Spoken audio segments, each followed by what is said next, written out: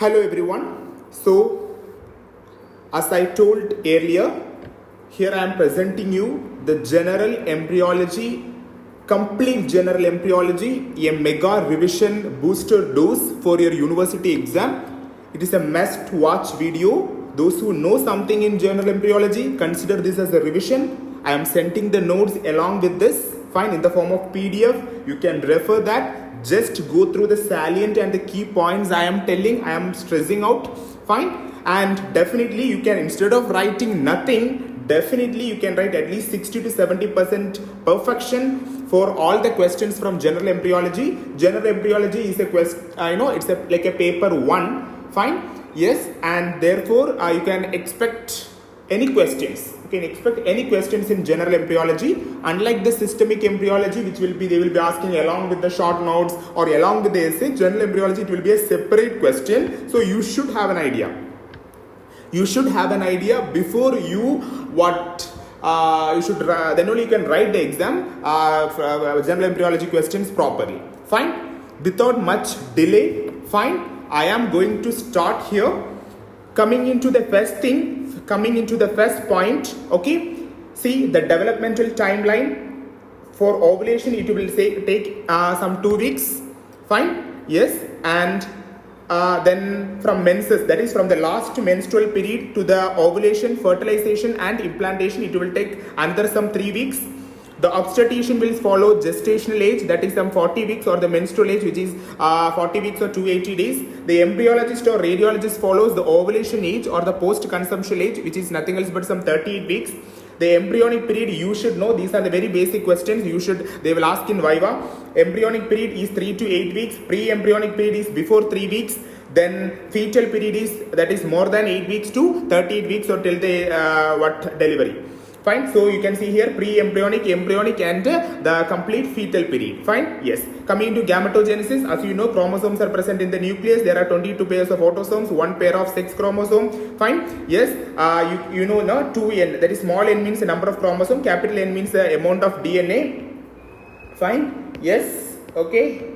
Yes, and DNA replication occurs mainly in the S phase or the synthetic phase. You can see 2 chromosomes, maternal chromosomes and paternal chromosomes. Fine, it is having some, they have mentioned see eye color and hair color. No, that is nothing else but the 2 genetic traits, 2 characters they have mentioned here. Fine, this is a single chromosome, this is a duplicated chromosome. Coming into gametogenesis, remember children, gametogenesis, we have spermatogenesis and oogenesis. So what I am showing here, no, so is the primary gametocyte and we have secondary gametocyte. Fine. Yes. So the entire picture shown here is nothing else but what we call it as the complete gametogenesis. It may be either spermatogenesis or oogenesis. Remember, the primary and spermatocyte or the primary gametocyte, no, it is usually diploid. Remember, diploid, that is, it is in 2n condition. Then it undergo meiotic division, which is a reduction division. As a result, we will be getting a haploid sperm and a haploid ovum, and both haploid further fuse to form a diploid zygote, hence the polarity, hence the ploid is maintained, okay, as per Mendelian inheritance. Coming into the epiblast, see, remember how the gametes are formed. We have something called as the epiblast. Okay, the epiblast, from the epiblast we have primordial germ cells. The primordial germ cells will migrate to the genital ribs, okay, and through gametogenesis the gametes are produced. Whenever there is an aberrant migration of primordial germ cells, germ cell tumors called teratoma will be produced. They have all the 3 germ layers. Why? Endoderm, ectoderm and mesoderm. What is the reason why the teratoma have all the 3 germ layers? The answer is that, remember, the primordial germ cells, no, they are nothing else but pluripotent cells. Pluripotent cells means the cells which are capable of giving rise to all the 3 germ layers. Okay, for example, what do you mean by unipotent? Unipotent means, for example, mesoderm, it gives rise to only mesodermal structures. Endoderm gives rise to only endodermal structures. But primordial germ cells are pluripotent cells. These pluripotent cells will give rise to all the 3 germ layers. During gametogenesis, 2 types of cell division occurs: an equational division or mitosis and reduction division called meiosis. You can see 2 types of teratoma here: oropharyngeal teratoma and sacrococcygeal teratoma. Remember, sacrococcygeal teratoma is the most common type of teratoma. It's an MCQ question. Coming into then the primordial germ cell, it undergo mitotic, that is equational division to form gametogonium. The gametogonium further it undergo mitosis to form the primary gametocyte, which may be primary spermatocyte or a primary oocyte. This primary spermatocyte, primary oocyte undergo meiosis 1. Okay, as a result of which we will get the meiosis 1 and meiosis 2, and as a result of which we will be getting what we call as a sperm and ovum. Fine. Yes. Remember the primary oocyte, it undergoes meiosis very early when the girl child is just born. When the girl child comes out of the mother's womb itself, the process of oogenesis starts. Whereas spermatogenesis, it occurs after birth. Okay, see, it's written here, the oogenesis begins in utero. We have two types of divisions now, cell divisions, mitosis, meiosis. Mitosis of prophase, metaphase, anaphase, telophase. Prophase, condensation of chromosome, nuclear envelope breakdown, sister chromatids bound, single fibers grows from the centrioles, and centrioles migrates to opposite poles of cell. See, I am very fast. Okay, I am very fast because these things and all you already know, you have learned already in your 12th standard, and fine, if I talk very slowly, fine, you will also feel bored and I can't also tell the content, okay, within a short period of time. So fine, yes, okay. Then coming into the metaphase, if I feel that something has to be explained in detail, no problem, I will explain those things. Then metaphase, the chromosomes are arranged at the equator, spindle fibers attached to the kinetochores. You know kinetochores, they are the disc-shaped structures which are attached to the disc-shaped structures which are attached to the chromatids. Okay, yes. And the fibers of aster attached to the plasma membrane. Anaphase, the centromere splits, okay, and each pole has an ideal set of genes. Then telophase, the two daughter cells are formed. Remember, they are similar to the parent cells because it is mitosis. Meiosis, it is there is meiosis 1 and meiosis 2. Meiosis 1, separation of paternal and maternal chromosomes. Meiosis 2, separation of sister chromatids. Remember, meiosis 2 is an equational division. See, okay, please go through the difference between mitosis and meiosis. Mitosis mainly takes place in somatic cell. Here it in germ cells. It is one sequence. Here two sequence. Meiosis 1 and meiosis 2. Here crossing over doesn't takes place. Crossing over takes place here. Fine. It is a reduction division, equational division. Daughter cells are identical. They are non-identical. Fine. Yes. Coming into meiosis 1, it has prophase 1, which has leptoptene, tigotene, pacatine, and diplotin. Sometimes meiosis or oogenesis, spermatogenesis, anything of this can be asked as a short note question. Okay, leptoptene, chromosomal condensation, zygotene, homologous chromosome which appear as bivalent, and pacatine. Remember pacatine. I am repeating again, children. Pacatine, we will have PTC. That is pacatine, we have tetrad and chiasma. What do you mean by chiasma? Chiasma is nothing else but a crossing over. We will get an X-shaped structure like this. Okay, that is called chiasma. Fine. And diplotene only. In diplotene, the paternal and paternal chromosomes will be undergoing completely separation. Coming into gametogenesis in males and females. Okay, remember there are some basic differences between spermatogenesis and oogenesis. Remember in males there is, that is from one primary spermatocyte we will be getting 4 spermatozoa. Whereas in case of female, from one primary oocyte we will be getting only one ova. Okay, only one ova. At the same time, the cytoplasm is split into some other structures. We call it as polar bodies. Fine. Yes. Okay, as you can see in this picture, then oogenesis, you can see the primary oocyte which undergo, primary oocyte, it will be inactive till puberty. It will be arrested in dictyotin stage of meiosis 1 until puberty, or I can say that it is arrested under prophase 1 of meiosis 1 until puberty. After puberty, it undergo the first meiotic division to form the first polar body and the secondary oocyte. The secondary oocyte get again arrested in the metaphase 2 of meiosis 2. Then only after fertilization, the secondary oocyte further undergo complete its meiosis to form the second polar body and the mature oocyte. So remember, fertilization or the penetration of the sperm gives the signal for the completion of meiosis to form the mature oocyte.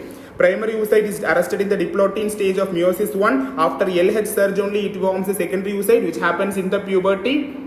Fine. It follows the law of independent assortment. That means what happens? Separation of maternal paternal chromosomes depending on the probability factor. Am I right? That is the 50% of chances of getting either paternal or maternal chromosomes in the daughter cell. That is what we call it as independent assortment. Then I have told you the secondary oocyte is currently arrested in the metaphase 2 of meiosis 2. The secondary oocyte further it undergo ovulation which may have either shed down or destruction we call menstruation, or if it is successful we call it as fertilization, and as a result of fertilization only mature oocyte and second polar body is formed. Coming into the MCQ question, which cell undergo fertilization? It is the secondary oocyte. It is the secondary oocyte in metaphase arrest which undergo fertilization. After entering the first meiotic division, the primary oocyte remains arrested in prophase 1 of meiosis 1, that is in the diplotin stage. Okay, due to the oocyte maturation inhibitor factor.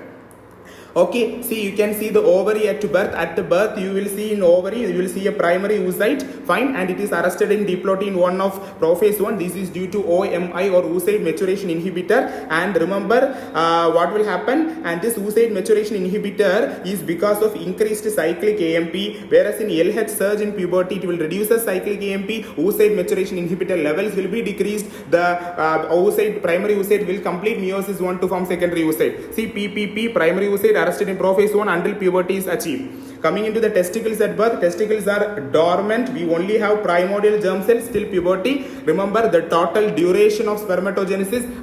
In my Viva question in physiology, they have asked what is the duration of spermatogenesis. Remember, it is 74 days. External examiner asked me what is the duration of spermatogenesis. At that time, I don't tell. That's the reason. Right? That is why I am telling you. You at least answer. Okay, 74 days. Spermatogenesis takes 74 days for completion. Oogenesis takes years for completion. Oogenesis, we have primordial germ cells, oogonia, all these are diploid, primary oocyte, secondary oocyte and first polar body. Only the meiosis 2 will get initiated only by fertilization. We will be getting haploid oocyte and 2 polar bodies. Totally, children, we have a definitive oocyte along with the 3 polar bodies. Okay. So that is why I told now 1:4 ratio. That is, we will have 1 oocyte and 3 polar bodies. Okay, and 3 polar bodies. See, again we are seeing, oogonium DNA duplication occurs at the S phase. Okay, then what else? Okay, fine, DNA duplication at S phase. Then you will get the primary oocyte, that is again diploid. Then on meiosis 1 occurs during LH surge. We will be getting the first polar body along with the secondary oocyte. Then only after ovulation or fertilization, okay, within 24 hours, meiosis 2 is completed to release the second polar body along with the mature oocyte. This mature oocyte fuses with the sperm to get zygote. Meiosis 1 is a reduction division. Maternal and paternal chromosomes are separated. Remember, the first polar body is released immediately after LH surge, or I can say before ovulation, whereas the second polar body is released after fertilization. LH surge occurs 36 hours before ovulation. Peak of LH, it occurs 12 hours before ovulation. That is, at that time only the first polar body will be released. Coming just about the menstrual cycle. Menstrual cycle, what are the various phases of menstrual cycle? You can read the physiology, anatomy. So remember the LH surge. LH surge usually occurs during the 14th day. Okay, 12 hours before this ovulation only we have the peak of the LH. At that time only, okay, during the LH peak, only the oocyte, the primary oocyte will be reduced. See, the surge occurs 36 hours before ovulation. Peak occurs 12 hours before ovulation. At that time, the first polar body is released. Remember the fertilization, if it has to be, so after ovulation, the fertilization should take place within 24 hours. If it doesn't take place, if the fertilization doesn't take place within 24 hours, degeneration occurs. We call it as menstruation. So what is the window period for fertilization? Window period is nothing else but the period in which when the fertilization occurs, it will be completely successful. For example, for female it is 24 hours and for male it is 48 hours. Why for males 48 hours? Because the sperms are capable of fertilization only for 48 hours after ejaculation. This number is important. Examiners will ask you. Fine. Whereas the sperms, it can survive. Once it enters the female genital tract, it can survive for around 5 to 10 days. It can survive for around 5 to 10 days. Fine. Yes. Coming into infertility. Infertility means what? Inability to produce, getting conceived or getting pregnant. Fine. And you can go for LH kit. Okay, positive. What is LH kit? You can see here. Okay, it is used to test the ovulation. It indicates ovulation. So when the LH kit is positive, you can suggest the couple to undergo for copulation, and at that time you have maximum chance of fertilization. For that only we are using LH kit. Coming into assisted reproduction technologies or IVF. So what are the steps of in vitro fertilization? First, using clomiphene citrate. Clomiphene citrate is a drug which stimulates the ovary to produce ova, and then finally the graphene follicle has to be aspirated to retrieve the secondary oocyte. Then the secondary oocyte has to be mixed with the sperm in the test tube, and finally at 8 cell stage or at 32 cell stage, maximum done at 32 cell stage. At 32 cell stage, the zygote is implanted back into the upper part of the body of the uterus. Fine, where the implantation happens. So see, the conception reaches the uterine cavity at which stage? Answer is 32. Fine, remember at 32 cell stage only. Coming into the developmental period, week 1 and 2, remember the morula, or which likes the 16 to 64 cell stage, of the the conceptus, we call it as the morula. Morula means grape-like. They will ask the meaning. Morula means grape-like or mulberry-like. Sorry, compared to grape-like, you can go for mulberry-like. Okay, it is like mulberry-like. And implantation of blastocyst occurs on day 6. Okay, see, implantation is not an event, it is a process. Implantation is not an event, it is a process. It doesn't take place only on a single day. It starts from day 6 and finally finishes on day 10 after fertilization. Secondary oocyte undergoes ovulation. Fertilization takes place in the ampullary isthmic junction of the fallopian tube. Okay, in the ampullary isthmic junction, or you can go for, if an option, if ampulla is there, if there is no ampullary isthmic junction, you go for the option ampulla. Ampulla of the fallopian tube only fertilization takes place. Fine. And remember at this stage the zygote, it is covered by a structure called Zona Pelicida. Remember, Zona Pelicida is acellular. It is just a glycoprotein to attract the sperms. What are the importance of this? It prevents polyspermy and it prevents implantation in unnecessary sites. I know implantation ideal site. Implantation ideal site is in the upper part of the fundus of the uterus. The fundus of the uterus only we are having the ideal site of implantation. So in order to prevent unnecessary site on implantation, this Zona Pelicida prevents. See, you can see here just a summary. Please go through this picture. It's a VIP table, children. Okay, day 1 you have the single cell stage, day 2 2 cell stage, day 3 you are having the morula. Morula is a 16 cell stage. Okay, then by the end of and day 4 we have the blastocyst. Blastocyst is only covered by Zona Pelicida, which prevent unnecessary implantation. Okay, then blastocyst hatches out of the Zona Pelicida, then only the implantation begins. Okay, and the implantation occurs on day 6, begins on day 5, occurs on day 6. It get completely completed on around 10 to 12th day, because on the 12th day only the uterine placentation, that fetal maternal circulation is established on day 12. All these are very important events you should know. Once it is done, see what are the correct sequence of embryogenic events. Before that, what are the happen? Just focus on this picture. First, there will be sperm attachment to the Zona Pelicida. You can see in this picture attachment. Then binding of sperm. That is the second event. Third event is called as acrosomal reaction. What is acrosomal reaction? From the acrosome. Acrosome is present in the head of the sperm, which is nothing else but a modified Golgi apparatus. And there the enzymes will be released. Then comes the penetration of the sperm, fusion of the sperm, and finally we have something called as cortical reaction. Cortical reaction is release of cortical granules, and at the last event only the Zona reaction. That is, once this sperm fuses, it will undergo, the Zona Pelicida of the sperm undergoes some changes so that it can prevent the other sperms from fertilizing the same ovum. So remember, these are the sequence of embryogenic events. See, acrosomal reaction, then cortical, at last Zona. Okay, remember AZZ sequence: acrosomal reaction, cortical reaction, Zona reaction. So the advanced morula enter the uterine cavity on day 4. I told you that implantation process begins on day 5, occurs on day 6. It is a week-long process. It is not an event. It is a process. So it occurs from day 5 to day 12. And remember, on day 10, the fetal maternal circulation is established. Blastocyst is nothing else but which have the blastocyst, it is nothing else but the 32 cell stage of the embryo. We call it as the blastocyst. It is this blastocyst which contains two structures. We call it as outer cell mass and inner cell mass. The outer cell mass forms the trophoblast, which mainly forms the placenta and all other structures which helps in the maternal fetal circulation. Inner cell mass is going to form the embryoblast, which further differentiated into ectoderm, endoderm and mesoderm. The trophoblast further divides into cytotrophoblast, in situ trophoblast. Remember, I told you the trophoblast has main important role in establishing the fetal maternal circulation. So this trophoblast helps in implantation. It forms on day 6 to day 8. Embryoblast, consider, see in this picture, focus see, this is the morula. We have the trophoblast, the cavity of the blastocyst, we call it as blastocele. This is the inner cell mass which forms the future germ layers. So this trophoblast, it has the cytotrophoblast and a syncytial trophoblast.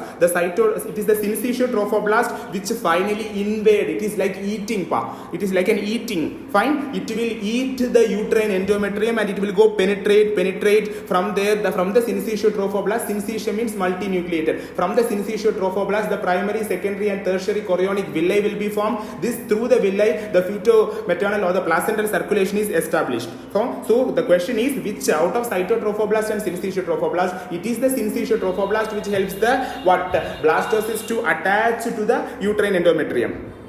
Fine. And remember that further the embryoblast, no, it is divided into what we call it as a dorsal hypoblast and a ventral epiblast. This epiblast only I told, from this epiblast we got the primordial germ cell. The primordial germ cell reaches the genital ridge, then it undergoes gametogenesis to form the gamete.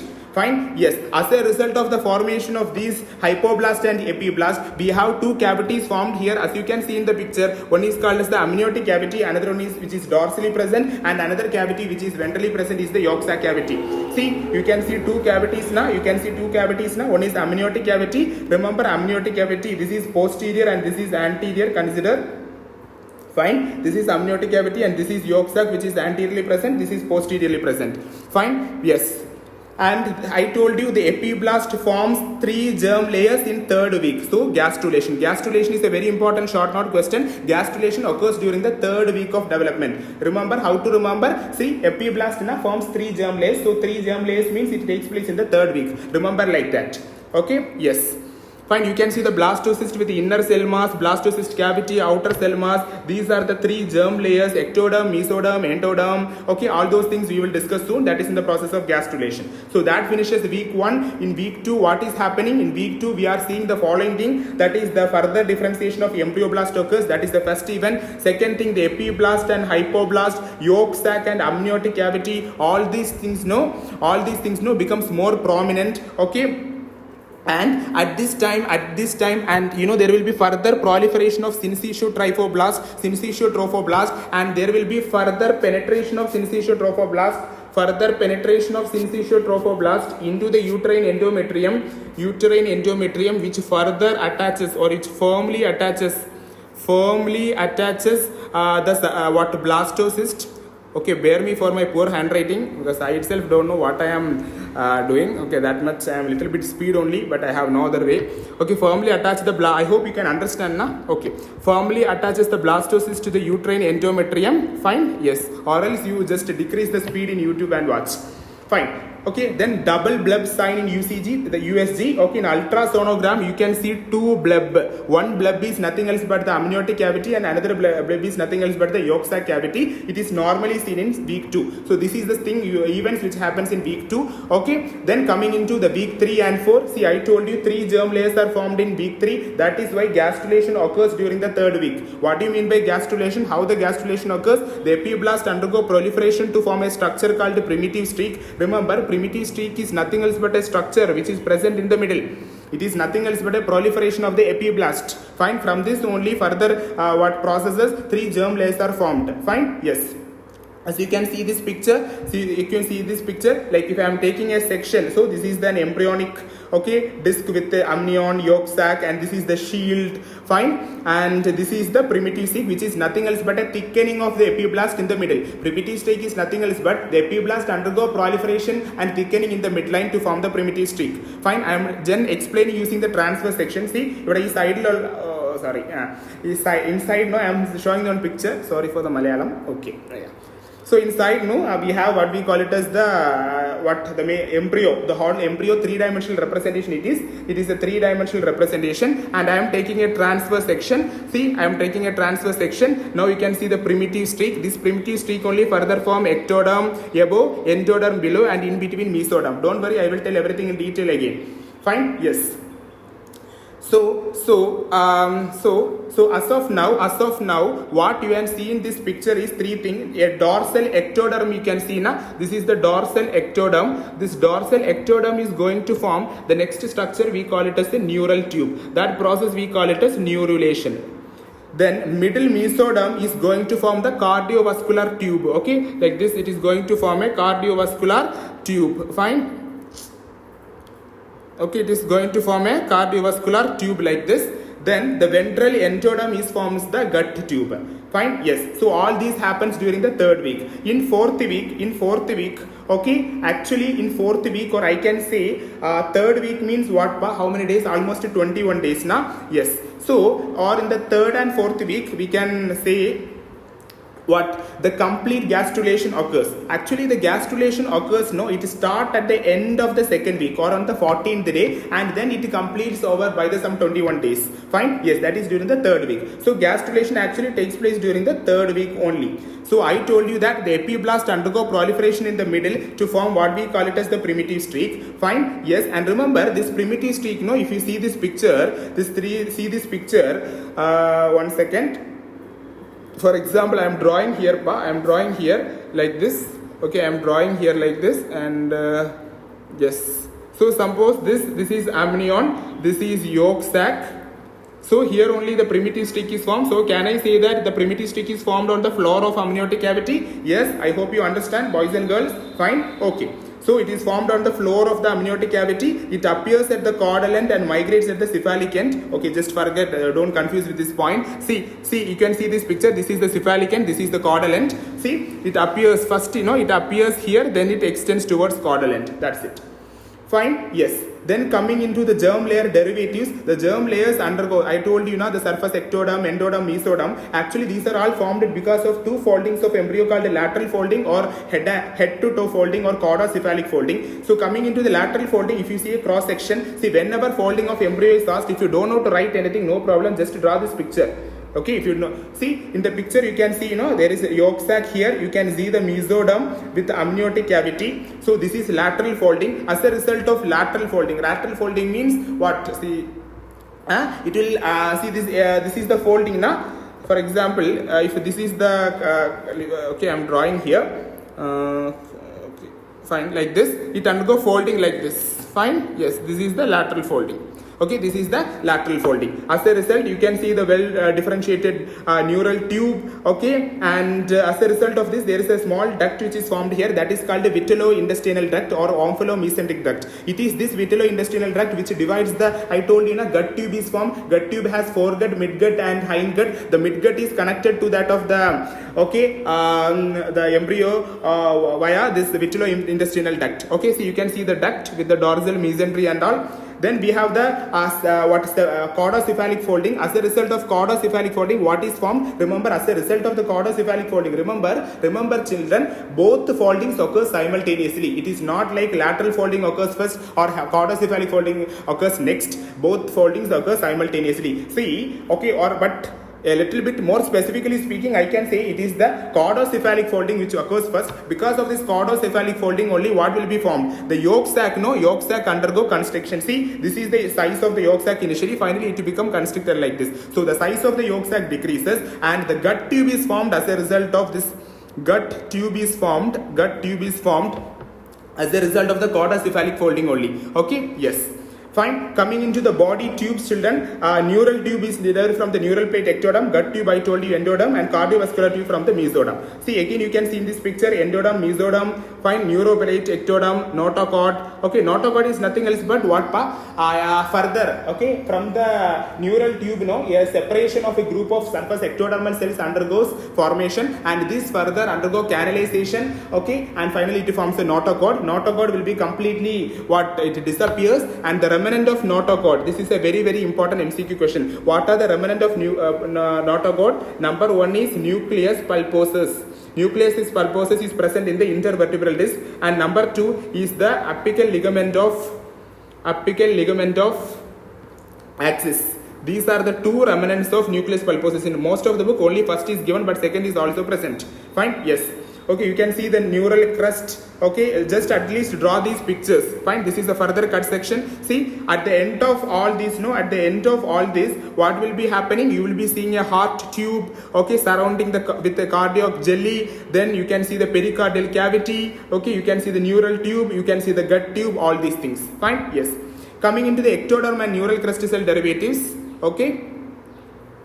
Yes, ectoderm and neural crest cell derivative. So this is the structure. I am going to tell about the process of neurulation. I am going to tell you about the process of what is called as neurulation and primitive streak, everything. See, this is the cut section of embryo. You can see a thickening. First a thickening will be formed. First step bar. First a thickening will be formed. Okay. What to say at the cephalic end, we call it as the procaudal plate. This procaudal plate only is the further buccopharyngeal membrane. Similarly, we have another thickening which is present. Actually, both are only what to say. Endodermal.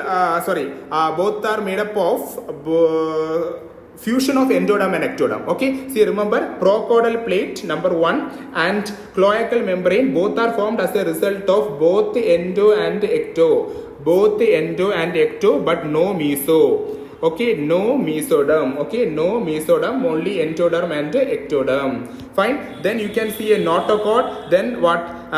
Primitive knot, primitive groove, primitive streak, all those things you can see here. See, this is the buccopharyngeal membrane. Then see, first I told you the primitive streak, first it appears at the caudal end, it migrates towards the cephalic end, and at the cephalic end of the primitive streak you can see a thickening, we call it as the Hansen's node. Fine. Then that pathway, it undergo what we call it as a canalization. Okay, like a canal will be formed, and this is what we call it as the primitive groove. Okay, yes, and further primitive pit, and then finally what will happen, the endoderm and ectoderm at the cephalic end and the caudal end of this primitive streak undergo thickening. Then there the endoderm and ectoderm undergo fusion to form the buccopharyngeal membrane at the cephalic end and cloacal membrane at the caudal end. Remember, there is no mesoderm at this region. Fine. Yes. How the formation of ectoderm happens? Okay, as you can see in this picture, see, as a result of this, what will happen? The buccopharyngeal membrane. See, you can see the cloacal membrane, notochord, everything. See, the cells, the cells first, which are located very close to the floor of the amniotic cavity, which forms the ectoderm. Then only the cells which are located very close to the floor of the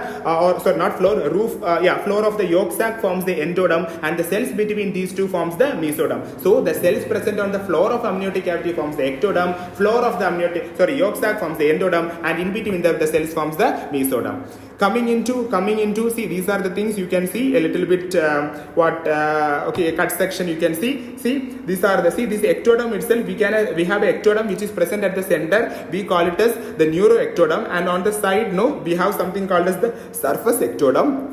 Okay, and this is the notochord. Okay, and this is the mesoderm, and you can see the endoderm. Fine. Remember another important question. Notochord is derived from the axial mesoderm only. Okay, notochord is derived mainly from the axial mesoderm only. Then, okay, and so the Neuro Ectoderm, the neural plate which is ectoderm, then which forms the neural tube. From the neural tube we have the CNS, brain and spinal cord. Then coming into the neural crest cells derivative. What are neural crest cells? Children, see, I told you now, that is, we have the Neuro Ectoderm. Some cells will undergo separation from the Neuro Ectoderm and they start functioning independently, like we have now, what to say, we will say Congress party, okay, Congress, International Congress, INC, that is the major party. In that we are having NCP, Nationalist Congress Party. So like that, sub parties will be there, okay. Why? Because initially the Congress will give money and all, okay, but later they won't give money, so they will start separate from the main party and they will start a new party. Fine, they will start functioning independently. Similarly, the notochord, the neural crest cells are initially a part of the Neuro Ectoderm only. Later they start separating and functioning independently. We call it as neural crest cells. They are going to form most of the skull bones, eyeball, mesoderm, pharyngeal arches like Meiosis incustipis. Fine, peripheral nervous system, then aortic pulmonary septum, dermis of head and neck, and odontoblast. I am telling you from this, one MCQ is sure, pakka, 100% sure, one MCQ they will ask. Then DiGeorge syndrome, whenever there is a failure of migration of neural crystals to the head and neck region, what will happen? There will be skull defect, eyeball defect, pharyngeal bone, arch bone defect, then aortopulmonary septum. Okay, aortopulmonary septum anomaly, that is the most common cause of death. Fine, yes. And remember, in DiGeorge syndrome, there will be failure of development of thyroid and parathyroid. Fine, yes. Thyroid and parathyroid. Okay, thyroid and parathyroid, both will be absent. Then the primary mesenchyme forms the mesoderm. Mesoderms only forms the pharyngeal arch muscles. Okay, all those things that are not important. See, these are the various structures which are derived from the neural crusty cell. There is some cranial nerve ganglion, pre-aortic and para-aortic vertebral ganglion, dorsal root ganglion, adrenal medulla. Okay, that is the chromaffin cells.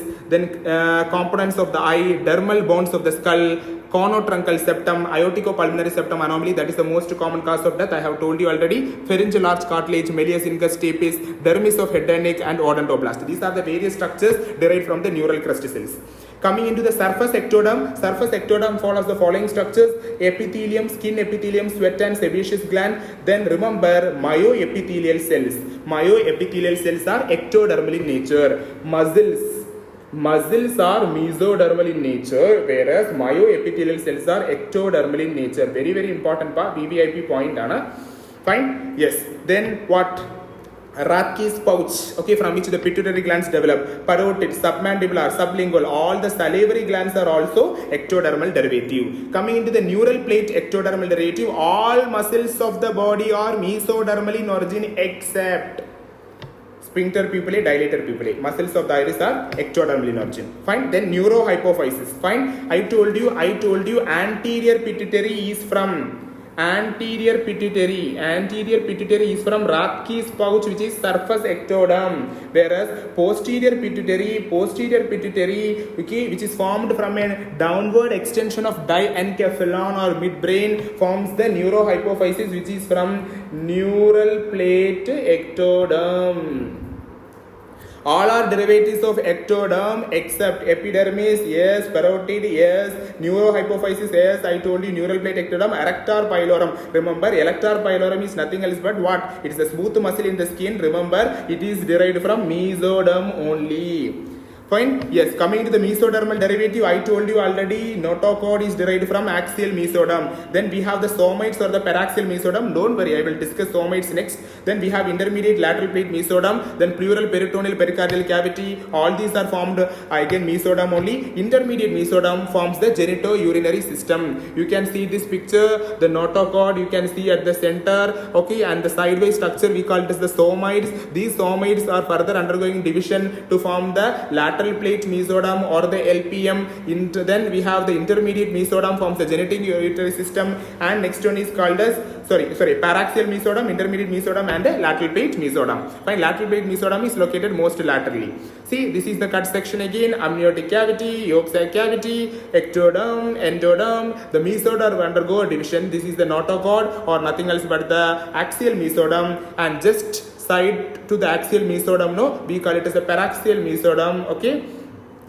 And then we have the intermediate mesoderm, and then at last we have the lateral plate mesoderm. Fine, yes. So the notochord remnant was the nucleus pulposus and the apical ligament of the lens.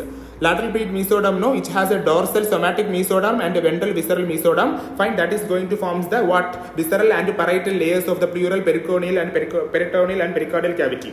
See, remember, the nucleus pulposus is the vestigial remnant of notochord found in the intervertebral disc. Another one remnant is apical ligament of axis. Okay, axis is actually properly dense, DNS. It's a part of the vertebra. Coming into lateral plate mesoderm, okay, which is again a somatic mesoderm from the parietal layer of pleura, peritoneum, pericavity, ventral visceral mesoderm, visceral layer of pleura, peritoneum, pericavity, visceral muscles, cardiovascular muscles, smooth muscles, cardiovascular tube, gut tube, respiratory tube, all these are formed from ventral visceral mesoderm only. Exception, myoepithelial cells are surface ectodermal in origin. Iris muscles develop from neural plate ectoderm. Genitourinary system what? That is detrusor muscle. Detrusor muscle is not actually formed from the ventral visceral mesoderm or from the lateral plate mesoderm. Remember, since detrusor muscle is a part of genitourinary system, okay, detrusor muscle, since it is a part of genitourinary system, it is made up from IMM, intermediate mesoderm. See, intermediate mesoderm derivatives yarellaamana genitourinary system, epithelial, kidney, testis, ovary, all the genitourinary system. Even detrusor muscle is also from intermediate mesoderm. Remember, all muscles of the body are from lateral plate mesoderm except iris muscles, myoepithelial cells, and detrusor muscles. Coming into somites is a VVIP short note question asked every year. okay, in one after every like an interval, okay, once in 2 years they will be asking somites. See, somites has the following component. Okay, the somites are nothing else but what we call it as the paraxial mesoderm. The paraxial mesoderm undergo further division to form the 3 parts, as you can see here. Okay, first what are they? That is called as the dermatome, the lateral part, myotome, middle part, and sclerotome, the medial part. Fine. Yes. So yes, so as the name indicates, sclerotome, myotome, and dermatome. Dermatome is going to form the dermis of the skin. Skeletal muscles are derived from myotome. Vertebra is going to get derived from the sclerotome. So in skeleton we have axial and appendicular skeleton, skull, vertebra, upper and lower limb. Skull bones, no, I told you most of the dermal bones of the skull are from the neural crest cells, whereas the rest of the bone, no, especially the occipital bone, is only from the sclerotome. Then upper lower limb, na, humerus, femur, all these are from again what we call as the sclerotome only. Fine. So now this is the view. You can see the back of it. See, draw these pictures, draw these pictures and impress the examiners. Okay, draw notochord, paraxial, intermediate, lateral base, mesoderm, cloacal membrane. Remember, buccopharyngeal membrane, cloacal membrane are formed by the fusion of endoderm and ectoderm. No mesoderm. Coming into the caudal end, see, these are okay. So this is the cephalic and caudal end. And remember, the first pair of somates appear on the cervical occipital region on day 20. Very, very important. All of the following muscles are derived from paraxial mesoderm except detrosar. Detrosar is formed from intermediate mesoderm. All muscles are derived from visceral splanchnic lateral peak mesoderm. The muscles which are derived from visceral splanchnic mesoderm is smooth muscles of gut tube. Remember, myoepithelial cells, sphincter pupillae, dilator pupillae, iris muscle, detrosar muscles. All the rest of the 3 things are derived from intermediate mesoderm. Which of the following is derived from paraxial mesoderm? See, adrenal cortex is a part of kidney. It is from intermediate. Humerus is a part of bone. It's a bone. It is from lateral plate. There are paraxial, so you can go for option C and option D, biceps and masseter. Okay, remember, adrenal medulla is derived from neural crest cells.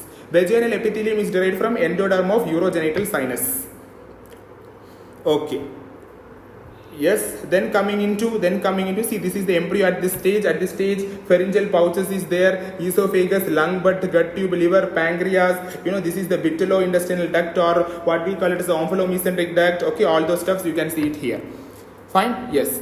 Then coming into foregut, okay, which is we have the respiratory tube, midgut connected with the vitelline duct, and hindgut we have the allantoic duct. Okay, coming into what are the components of the umbilical cord? In umbilical cord we have both vitelline duct and the allantoic duct. Okay, fine. What is allantoic duct? It is nothing else but a projection or a projection from the hindgut part. Respiratory tube, first trachea, bronchus, then only lungs will be formed. The epithelium of respiratory tube is derived from the foregut endoderm, and smooth muscle from the ventral visceral lateral plate mesoderm. Gut tube derived from the endoderm of the yolk sac. I told you na, that is cephalocaudal folding. Yes. Then endoderm of hindgut give rise to lower part of genitourinary system, urinary bladder, urethra, and lower vagina. But remember, major part of urinary system is derived from intermediate mesoderm. Only urinary bladder, urethra, and lower vagina are derived from genitourinary system. You know, pharyngeal pouches which are formed in the lateral wall of the pharynx, they give rise to thymus, parathyroid. Thymus is derived from pharyngeal pouches. Okay, you know now, pouches and clefts. Pouches are endodermal in origin, clefts are ectodermal in origin. And remember, the connective tissue of thymus is from neural crest cells. Then we have liver and pancreas, mainly by endoderm, buccopharyngeal membrane and cloacal membrane. Both are formed due to the fusion of ectoderm and endoderm. Remember, they do not have mesoderm. Okay, yes.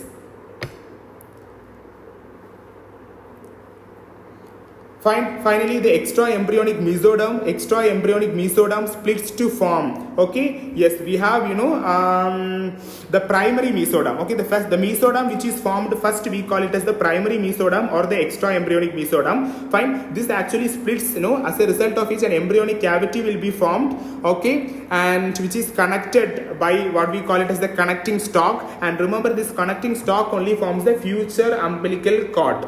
Fine, yes. Then as a result of this, there will be further splitting of the extra. When the cavity is formed, the extra embryonic mesoderm will be splitting into splanchnopleurotic extra embryonic mesoderm and subatopleurotic extra embryonic mesoderm. The splanchnopleurotic layer, as you can see here, it is going to line the secondary yolk sac. And what do you mean by primary yolk sac? What is secondary yolk sac? The yolk sac which is present only the first when the embryo is just formed, that is primary yolk sac. After the formation of epiblast, hypoblast and all, and after the result of folding of the embryo, the size of the yolk sac decreases, that is secondary yolk sac. And we have the somatopleuric layer which is going to line the yolk sac and extends the connective stalk. Okay, coming into what is amnion and what is chorion. Amnion is formed by, amniogenic layer of somatopleuric amniogenic layer. The amniogenic layer is nothing else but the layer of cells which is present in the roof of the amniotic cavity along with the somatopleuric layer of extraembryonic mesoderm. What is chorion? Chorion is formed by cytotrophoblast, fine, syncytiotropoblast along with the somatopleuric layer of extraembryonic mesoderm. Fine, yes. So amnion covers the amniotic cavity. It is contributed by amniogenic cells from trophoblast and somatopleuric layer of extraembryonic mesoderm. Then chorion is contributed by both cytotrophoblast, syncytiotropoblast and somatopleuric layer of extraembryonic mesoderm. I told you na, the trophoblast divides into cytotrophoblast and syncytiotropoblast. They mainly helps in placental formation. Yes, and okay, I told you the epiblast only give rise to all the three germ layers. Fine, yes, all these are already discussed points only. Fine, yes. Remember the primary yolk sac, as you can see here. Okay, see what the yolk sac na, the yolk sac will be covered, the yolk sac will be lined by an flattened endodermal cells, we call it, and that cells and that lining we call it as Husser's membrane. Spelling is important pa, Heuser'. Where is Husser's membrane present? It is present on the primary yolk sac. What is secondary yolk sac? It is lined by cuboidal cells, not flattened, and after the folding everything, most of the yolk sac will be absorbed into the embryo, rest only small will be projected, that we call it as the tertiary yolk sac. Fine, I hope you are clear with first primary, secondary and tertiary yolk sac. And you can see allantois. Allantois is nothing else but a small diverticulum arising from the hindgut. So primary yolk sac, okay, is lined by flattened endodermal cells. Then cuboidal. Tertiary yolk sac is formed as a result of the folding. Okay, that is, it is a part of the yolk sac which remains outside the embryo. Then coming into placenta. Placenta is responsible for the fetal-maternal circulation. It is formed by both fetal part and maternal part. Okay, let us see the maternal part first. Okay, the maternal part of the placenta has three parts: decidua, basalis, capsularis and paritalis. Okay, let us see here. Let us see in this picture itself. See, decidua basalis means it is the part where the embryo gets implanted into the maternal endometrium. Capsularis means it is on the opposite side. This is capsularis, and the rest of the part we call it as decidua paritalis. Fine, yes. Coming into the fetal placenta is derived from chorion. We have chorionic frondosome and chorionic levae. Okay, and what do you mean by chorionic frondosome? Chorionic frondosome is nothing else but the part of the chorion, see the part of the chorion, as you can see here, the part of the chorion which is present towards the decidua basalis. Fine, and they will project in the form of some finger like projections. And chorionic levae is nothing else but the chorion which is present on the side of decidua capsularis. Remember, chorionic levae doesn't form the placenta. So simply I can say the placenta is formed by decidua basalis of the mother and chorionic frondosome of the fetus. Fine, yes. Coming into chorionic villi, we have primary, secondary and tertiary chorionic villi. Remember, first primary villus, no, it has two structures pa. That is, primary villus means, I will draw here pa. Don't worry, I will draw here. So primary villus means there will be a layer of cytotrophoblast like this. Okay, and another layer of syncytiotropoblast. That is primary, which occurs on day 12. Secondary villus means I told you now there will be cytotrophoblast. This cytotrophoblast will be covered by another one layer of extraembryonic mesoderm. Fine. That is what we call it as secondary villus, day 13 to 15. And when this secondary villus is further inverted by blood vessels like this, we call it as tertiary villus, which occurs during 17 to 21. That means by the end of third week, the feto-maternal circulation or placental circulation is established. Fine. See, the utero-placental circulation is established by day 12. It is utero-placental circulation. I told you na. And the feto-placental circulation is established by day 17 to 21. It is actually a misnomer only. So you just remember the complete placental circulation will be established at the end of third week. Fine. Yes. I hope I have covered what all you should know in general embryo. Fine. Happy? Yes. In addition to this, please read about umbilical cord plus placenta. Fine. Then please read about what is placenta previa. Number 2, Don't worry. Okay, or else I will self tell. Don't worry. Okay, placenta previa. Let me go. Okay, I will tell what all extra you should read. Don't worry. I will tell you. Yes. 1 second. Let us go for Vishram Singh.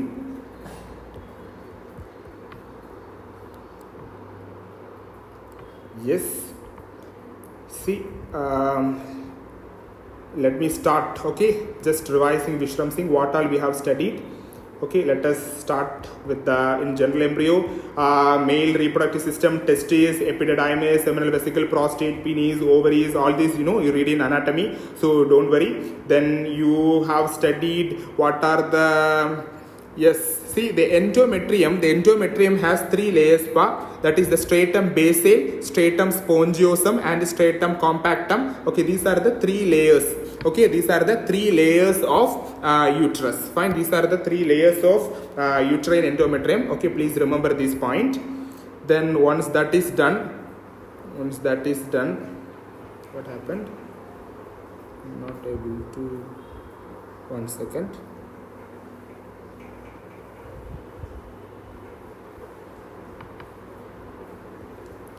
Yes. Okay, fine. Then, so I told you now what are the 3 layers: stratum basale, stratum spongiosum and stratum compactum, or the compact layer. Then see, you can see the stratum compactum, stratum spongiosum and stratum basale here, and both are inverted by what is the space of what is the speciality of these arteries? These are called as spiral arteries. Okay, these are called the spiral arteries. Okay, and remember the myometrium, we are having the straight arteries. Fine, yes. Then what are the phases? We have the menstrual phase, proliferative phase or the follicular phase, and the secretory phase or the luteal phase. These are the various phases of menstrual cycle you should know. Fine. Menstrual phase, it occurs in the first 1 to 4 days. Proliferative phase in 5 to 14 days. Secretory phase in 15 to 25 days, and 26 to 28 days we have the so that is the next premenstrual phase. That is the gap between the first and second menstrual cycle. Then amenorrhea means absence of menstruation. Then hormonal levels. I think these and all already you have studied in physiology, so just go through that. Fine. The total number of seminiferous tubules in each testis is 400 to 600 Fine, just go remember that. Then this cell division chapter completely I have told you what is spermatogenesis, oogenesis, ellame I have told you in detail. Remember Zona Pelicida. Zona Pelicida is nothing else but an acellular layer. Okay, acellular layer, which is made up of glycoproteinaceous substance. Then see another one most important question, short note question they will ask is, see already I have told you what are the steps in fertilization. Now 6 steps fine. Yes, you just explained that a little bit elaborate. What are the results of fertilization? Number 1, completion of the second meiotic division of the female gamete or the secondary site. Number 2, restoration of the diploid number of chromosome. Number 3, determination of chromosomal sex of the new individual. Number 4, initiation of cleavage. Number 5, variation of the human species. So these are the various steps of results of fertilization. Then cleavage, blastocyst, this is IVF. Okay, the steps I have explained. Then blastocyst formation of germ, layers and all in detail I have told you. Primitive streak, primitive groove, what is Hensen's node? That is the cephalic end of the primitive streak undergoes a thickening to form what we call as the primitive knot or the Hensen's node or the Hensen's disc. Okay, you can use any terminologies there. Fine. Yes. Then the cloacal membrane and buccopharyngeal membrane. Okay, yes, remember current concept of germ layer theory, whenever they are asking germ cell layers are derived from epiblasta, hypoblasta. What answer? Single answer, no confusion, epiblast. Epiblast forms all the 3 germ layers. That is the theory, current theory. Then please remember this, okay, table, what are the structures, okay. When I was taking our embryology classes in long back during COVID, fine, I was telling daily, I used to repeat all these things. Please go through the ectoderm, mesoderm, endoderm table. Fine. Then what else in the next chapter, formation of primitive streak. Okay, I told you about sacrococcygeal teratoma. Then the notochord is nothing else but what we call it is axial mesoderm. The fate is nothing else but I have told it's an apical ligament of dens. Okay, yes, dens. I told you apical ligament of dens and nucleus pulposus are the 2 remnants of the notochord. Then I told you what is the process of neurulation. Okay, fine. Go through these pictures. Embryology, please please draw the pictures. Then what are the different types of mesoderm, what is somites, what are the subdivisions of somite, the cephalic folding, okay, then lateral folding, okay, and what are the changes before and after the folding of embryo. I just already solliyachu, but still if you want you just go through that. Then coming into extra embryonic membrane, amnion, I told you what is amnion, what is amniotic cavity. See, amnion, whenever they are asking you amnion is made up of two layers, that is the amniogenic layer which forms the inner layer and somatopleuric layer of extra embryonic mesoderm which forms the outermost layer, and it is lined by amniogenic cells. What is the function of amniotic fluid? Remember, it permits the symmetrical development, growth, helps to maintain a consistent pressure, it provides a cushion effect, it allows free fetal movements, okay, it forms the hydrostatic bag. And remember, amniotic fluid have metabolites, hormones like human chorionic gonadotropin, fetal urine, okay, and fetal cells which are sloughed off from the fetal lungs. Fine, and the amniotic fluid is derived from the secretion of placenta, secretion of the lung cells, fetal urine, okay, and from the amniotic cells. You can see primary, secondary and tertiary yolk sac. I told you what are they, okay. Remember, the primary yolk sac means first blastocyst, adukaprom and the extra embryonic coelom form avumbodhu one yolk sac will be formed, that is called as the secondary yolk sac. And the tertiary yolk sac or definite yolk sac is nothing else but the part of the yolk sac which remains outside the embryo after the embryo undergo folding, okay, that is vitello-intestinal ducts comes there. What do you mean by allantois, which is a small diverticulum which arises from the caudal part of the yolk sac. Fine, that is called allantoic diverticulum. And remember, the allantoic diverticulum in adults, it is represented by median umbilical ligament. Okay, then coming into placenta, how the placenta is, okay, then process of implantation. Then chorion, I have told you, placenta has two components, maternal part and fetal part. Before that, you should know the implantation. Okay, implantation means I told you it's not an event, it's a whole process. Already I have told you. The normal site of implantation is the upper part of the posterior wall of the uterine cavity. Okay, sometimes it may get inserted in the lower uterine segment. Sometimes it may get implanted in the fallopian tube. Fine, yes. That is, we call it as ectopic pregnancy. What is placenta previa? Placenta previa, that is normally the placenta is attached to the upper uterine segment. Sometimes it is attached to the lower uterine segment. When the placenta is attached to lower uterine segment rather than attaching to the posterior wall of the body of the uterus, we call it as placenta previa. Fine, yes, you know what are the different types of decidua. Then chorionic frontosome, villi. When they are asking you development of placenta, please write about maternal component, that is the decidua, basalis, capsularis, adapati. Okay, write about that. Then write about primary villi, secondary villi and tertiary villi. Then that only will finishes the placenta. Don't write just simply the maternal and fetal component. And remember, what is another important thing, what is called a Nitabuch layer. Nitabuch layer is nothing else but I told you in placenta we have the cytotrophoblast and syncytiotrophoblaст. Some cells of syncytiotrophoblaст, some cells of syncytiotrophoblast undergo what we call it as a degeneration, okay, we call it as Nitabuch layer. Then you should know the placenta has two surfaces, a maternal surface and fetal surface. The maternal surface is lobular, we call it as cotyledon, and the fetal surface is smooth shining. At that region only the umbilical cord will be attached. See, you can see in this picture, maternal surface cobblestone appearance, fetal surface smooth shining, covered with a transparent amniotic membrane, attachment of umbilical cord which has umbilical arteries and umbilical veins. Fine, remember, then we have something called as placental membrane, which is made up of 5 layers from the maternal side to fetal side. What are they? Syncytiotrophoblasts, cytotrophoblast, then basement membrane of cytotrophoblast, mesoderm of the villus, and endothelium and basement membrane of the fetal capillaries. And remember, in humans we have hemochorial, okay, hemochorial types of placenta, hemochorial. See, syncytiotrophoblasts, cytotrophoblast, its basement membrane, then the extra embryonic mesoderm, and finally endothelium of fetal capillary. They will ask it. Okay, what you please read about blood testis barrier, blood retinal barrier, then blood CSF barrier, blood brain barrier, and finally placental barrier. Okay, any one question is important. Fine. Then functions of placenta, nutrition, barrier function, excretion of waste product, maternal antibodies, storage function, congenital anomalies of placenta. Out of that, placenta previa, I have told you, umbilical cord, it's a long cord-like structure, 50 to 55 centimeter, 1 to 2 centimeter birth. Fine. And remember this umbilical cord, no, it is developing from the connecting stalk. That is important. Connecting stalk. What is connecting stalk? Connecting stalk is nothing else but the part of extra embryonic mesoderm where the extra embryonic coelom doesn't develops.